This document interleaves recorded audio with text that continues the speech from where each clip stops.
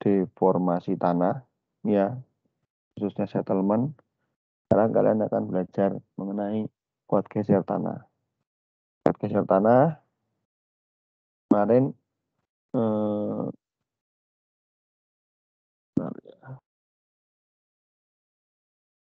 waduh, balik. Ini salah. Ini salah.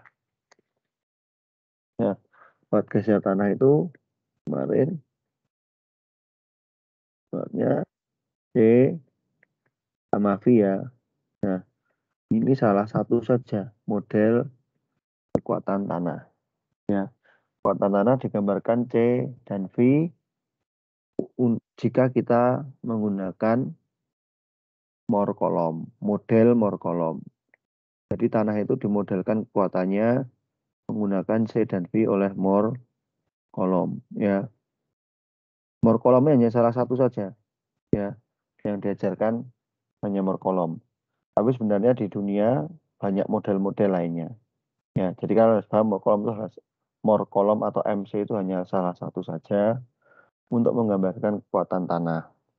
Ada metode-metode lain untuk menggambarkan kekuatan tanah. Tapi di sini yang sering digunakan itu adalah Moore column dengan C dan V.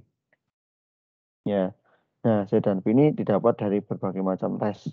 Maksudnya banyak cara yang bisa digunakan mendapatkan C dan V. Ya, pertama adalah direksir, salah satunya ya reaksial, unconfined, tensir, dan sebagainya. Nah, ini kita akan belajar dari uji geser langsung dulu, yang nomor 1 dulu ya. Nah, nomor 1 dulu. Nomor 1 ini gimana ini Pak? Ya, gampang ini.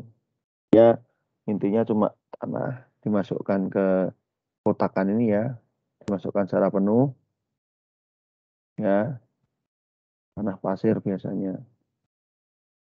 Terus, bagian atas ini ditarik atau digeser ke arah kanan. Sehingga akan terjadi bidang geser di sini, di antara keduanya itu. Aduh, salah. Jadi ada bidang geser di tengah-tengah ini. Nah, ketika digeser ini, dia juga ditekan sebesar N1, tekan ke bawah. Ya, kita tahu luas permukaannya ini penampangnya itu A. Jadi T1 dibagi A sama dengan ini sigma terus N1. N1 dibagi A sama dengan sigma T1 dibagi A sama dengan geser tau. Nah, sampai sini paham? Diam aja.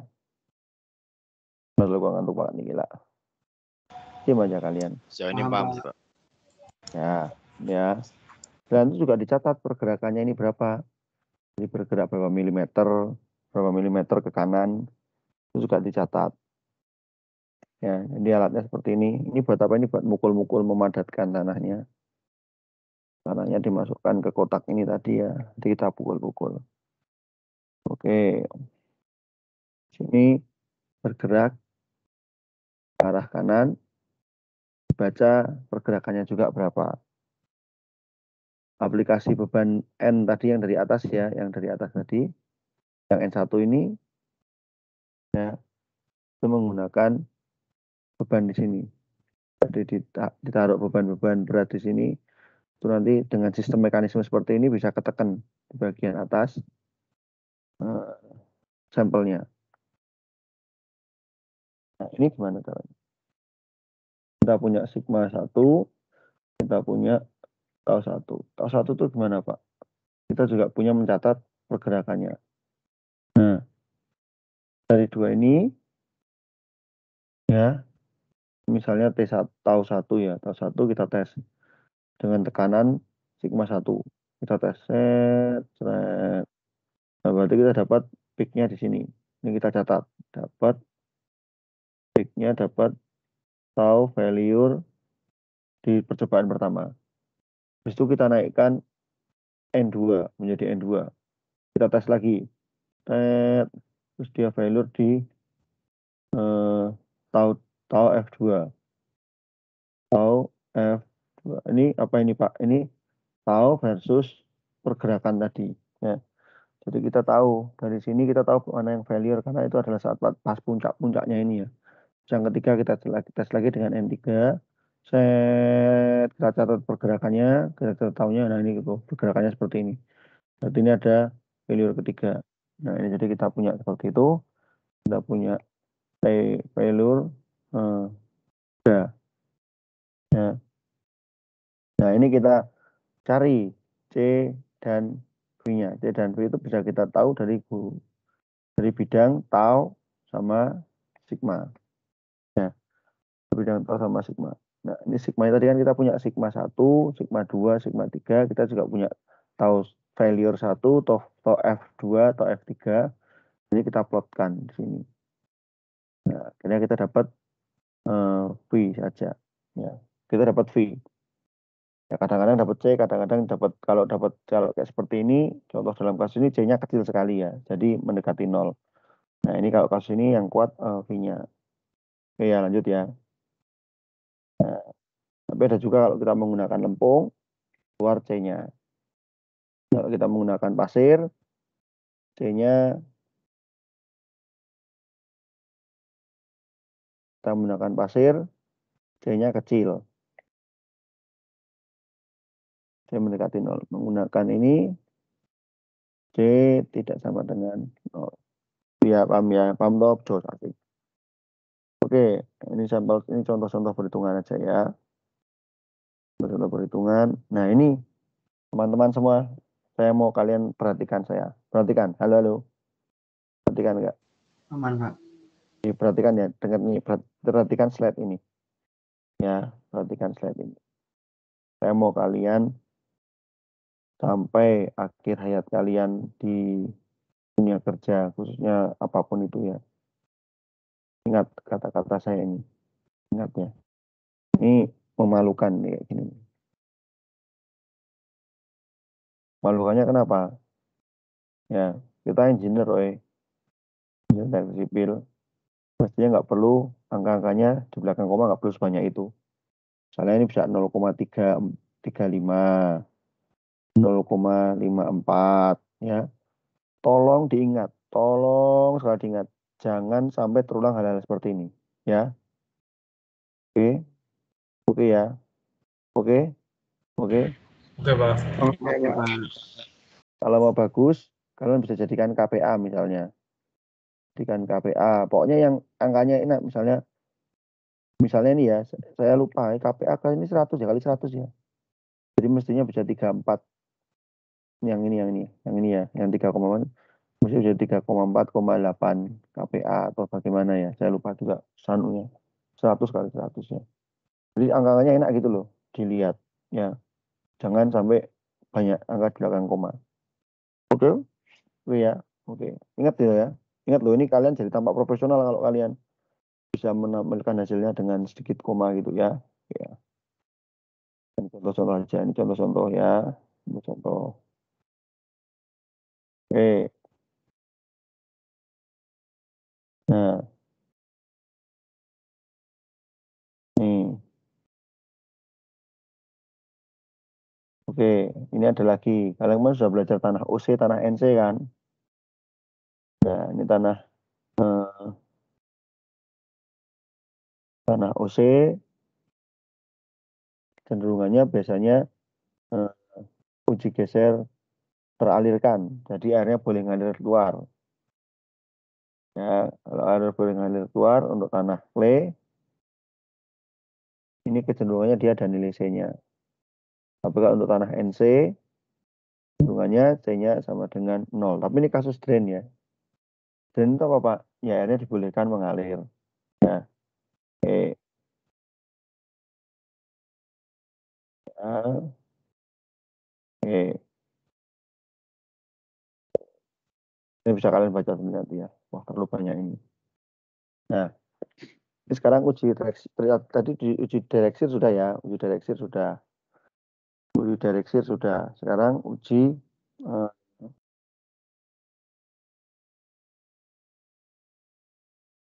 reaksial. Ya, uji reaksial. Nah, uji reaksial. Ntar ya. Oke. Uji reaksial. Kalau kalian ngomong uji reaksial, ini yang harus kalian cermati.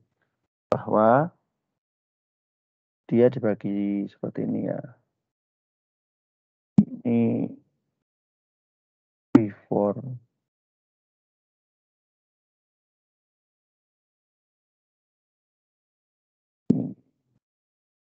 During.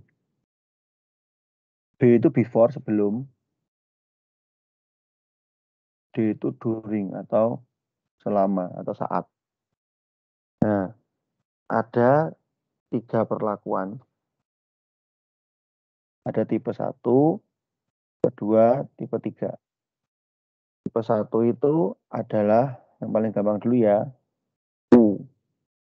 U, C. U, C, D. Gitu. Nah, ini maksudnya apa, Pak? Before sama during itu apa? Before sama during itu adalah untuk membedakan sebelum dan saat digeser. Ya. Jadi sebelum digeser, perlakuannya tanah tersebut, kalau U berarti dia tidak perlu dikonsolidasi karena unconsolidated.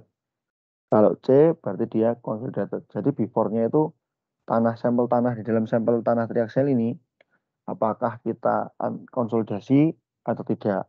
Nah, itu perlakuannya beda-beda. Nomor 1 dilakukan U, nomor 2 sama 3 tidak dilakukan C. Ya, jadi itu yang dilakukan. Nah, saat digeser perlakuannya bisa 2 jenis, yaitu undrain atau drain. Kalau drain itu airnya boleh mengalir, ya airnya dibiarkan bisa ngacir. Kalau undrain, airnya dibiarkan tidak boleh ngacir. Nah, cara mengatur bisa ngacir sama enggaknya gimana, Pak? Ya kan air itu ngacirnya kan sebenarnya tergantung dengan kecepatan pembebanan.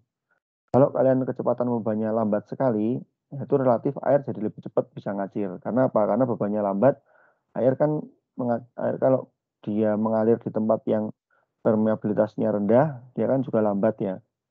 Nah, maka kalau tanah yang seperti itu, airnya supaya bisa ngacir, bebannya harus lambat sekali. Harus lebih lambat daripada kecepatan air bisa ngacirnya. Sehingga itu bisa disebut tanah yang mengalir. Airnya mengalir karena dia bebannya lambat sekali. Kalau bebannya cepat, airnya nggak sempat ngalir. Jadi itu kasus U atau undrain. Nah, sampai sini paham dulu beda U sama beda before sama duringnya. Paham? Paham? Paham? Paham? Ya. Nah, ini kenapa Pak harus UU, harus CU, harus CD?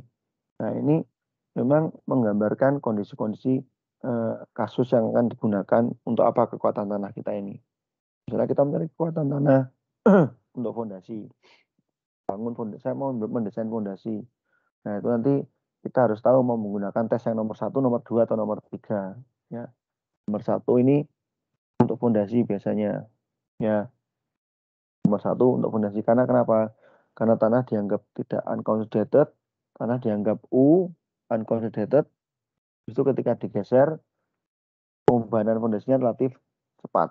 Jadi itu UU. Kalau CU buat apa, Pak? CU itu buat galian. Jadi tanah lama ya, sudah lama, sudah seperti ini, sudah bertahun-tahun, berarti dia sudah mengalami konsolidasi, terus sudah mengalami konsolidasi, terus kita ambil seperti ini kita ilangin. Nah, berarti dia dulu sudah berkonsolidasi, terus kita ambil tanahnya itu, terus kita bebani secara cepat. Nah, berarti itu undrain.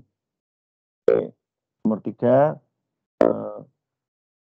ini kita ambil sebelumnya sudah unconsolidated, sebelumnya sudah mengalami konsolidasi, terus kita bebani secara cepat. Nah, nanti kita tunjukkan contoh-contoh penggunaannya. Ya,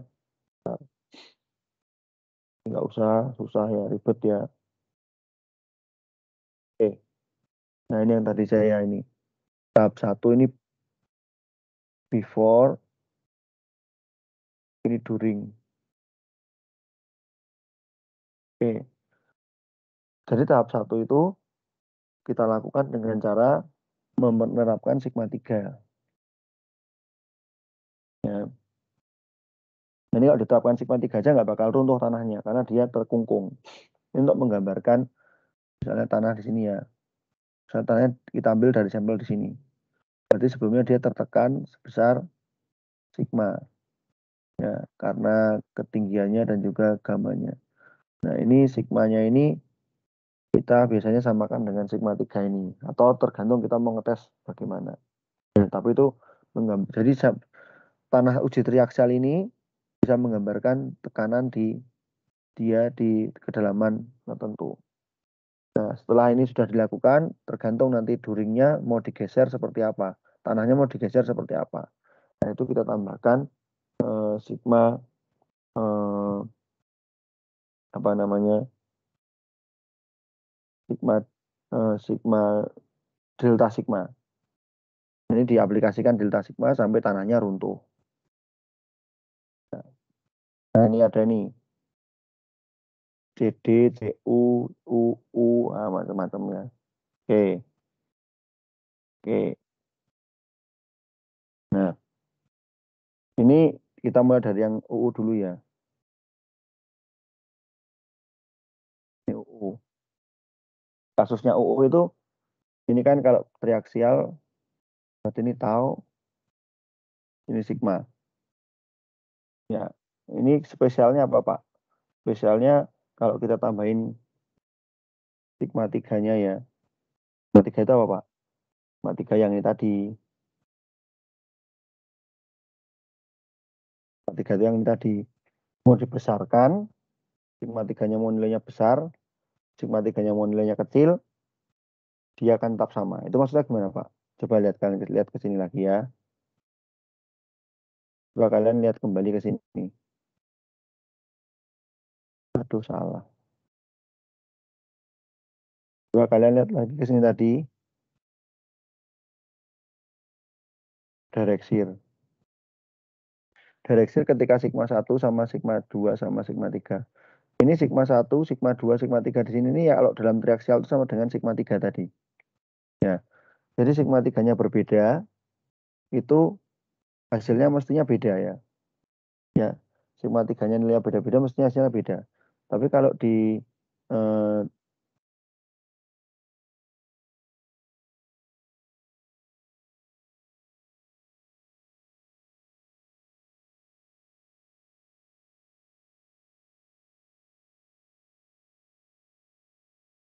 nah, tapi kalau di ini sigma 3-nya bisa di sini, sigma 3-nya bisa di sini, sigma 3-nya bisa di sini, ya. Itu nilainya, sigma 3-nya nilainya beda-beda, dia tetap memiliki lingkaran Mohr-Coulomb yang sama. Kalian sudah belajar lingkaran Mohr-Coulomb belum? Halo? Halo? Sudah Pak di mekanika bahan. Ya udah, bagus. Berarti kalian tahu ya sigma 3 apa, sigma 1 apa ya. Sigma 1 itu yang lebih besar daripada sigma 3. Ya, oke, bagus. Nah, ini lingkarannya sama terus. Jadi kekuatannya sama terus ya. Mau ditekan kayak gimana, sigma 3-nya beda-beda, dia kekuatannya sama terus. Nah, ini adalah triaksial UU, hasilnya adalah undrained shear strength. Undrained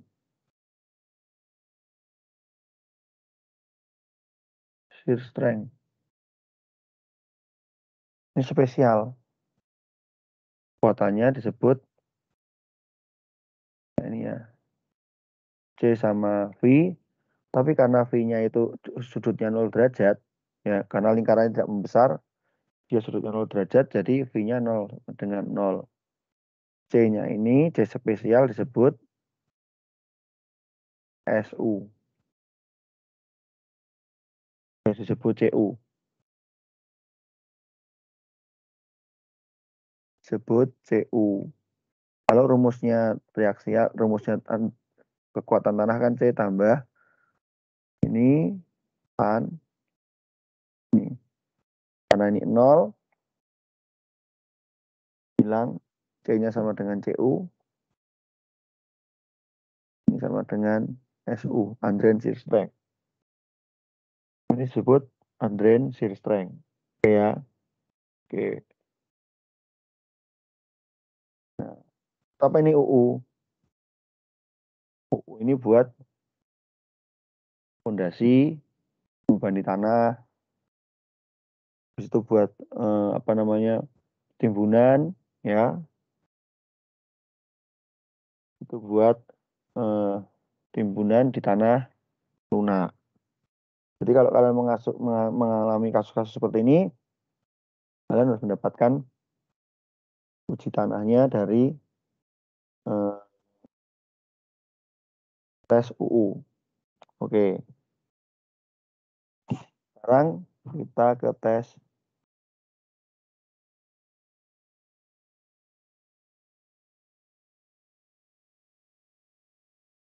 CD. Ini kita ke tes CU dulu. Kalau kalian ke tes CU, kalian bisa mendapatkan V, ya. C-nya malah biasanya kecil, ya. C-nya kecil atau sama dengan 0, mendekati 0. Tapi kalian mendapatkan V, ya. Nah, ini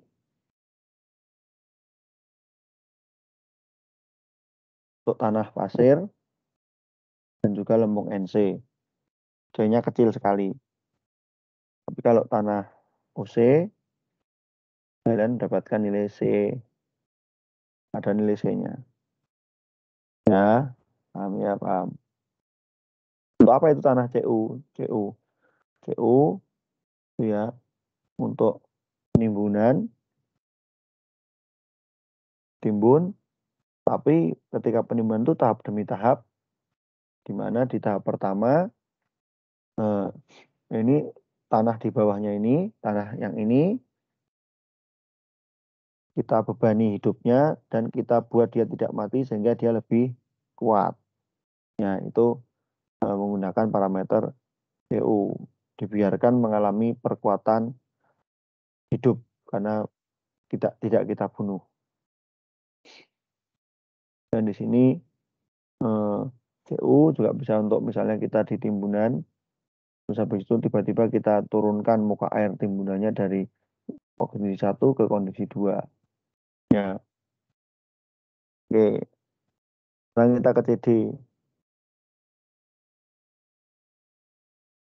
CD ya mirip-mirip dengan hasilnya mirip-mirip juga dengan CU tadi ya.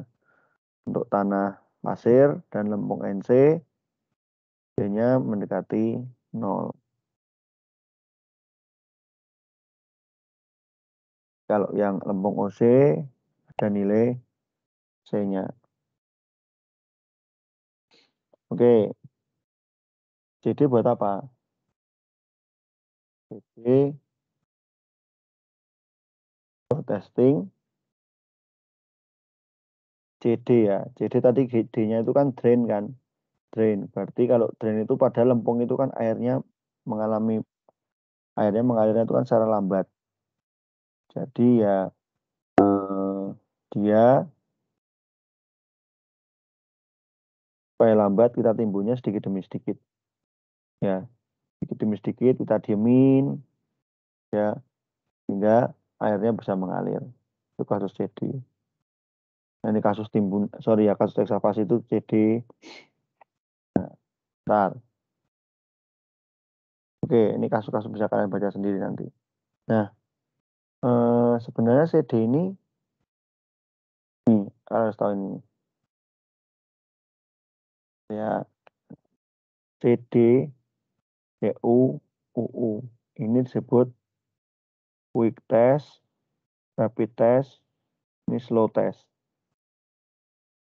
UU, Q test karena cepat sekali, CU lumayan cepat, CD lama sekali. Nah, ini masalahnya CD ini sekarang jarang dilakukan dengan teknologi saat ini. Karena apa? Karena ketika kita melakukan CU, terus kita dengan alat khusus kita bisa membaca tekanan air porinya. Nah, ini dengan melakukan tes CU plus pengukuran air pori,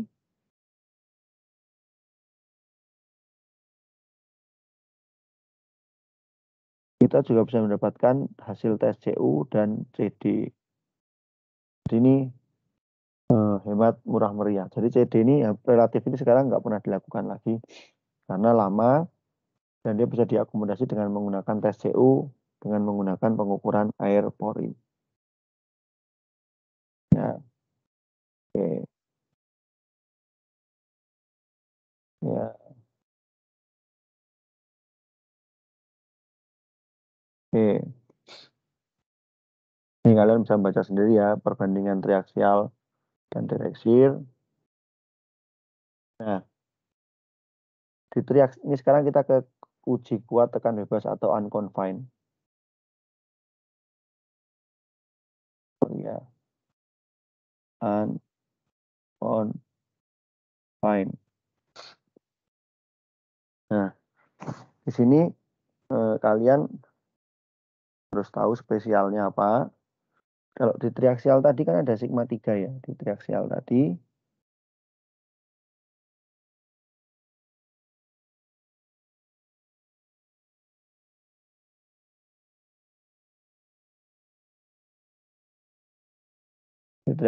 ada sigma 3 yang disebut confining pressure. Nah, kalau di uji unconfined tadi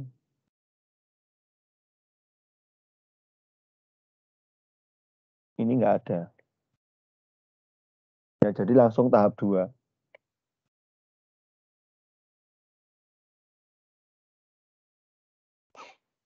Untuk gimana maksudnya, Pak? Ya, ini nggak ada tekanannya. Tekanan sigma 3-nya nggak ada. Jadi dia disebut unconfined. Ini ketika kita tes, kita hanya mendapatkan kuat tekannya ini. Kuat tekan itu berarti dapatnya adalah sigma 1. Kuat tekannya itu sama dengan sigma 1. Nah, ini sigma 1. QU. QU sama dengan sigma 1 sama dengan kuat tekan. Kuat tekan. Kuat gesernya gimana Pak taunya Pak? Ya kuat gesernya berarti lingkarannya ini kan, setengah lingkaran ini. Nah, ini kuat gesernya.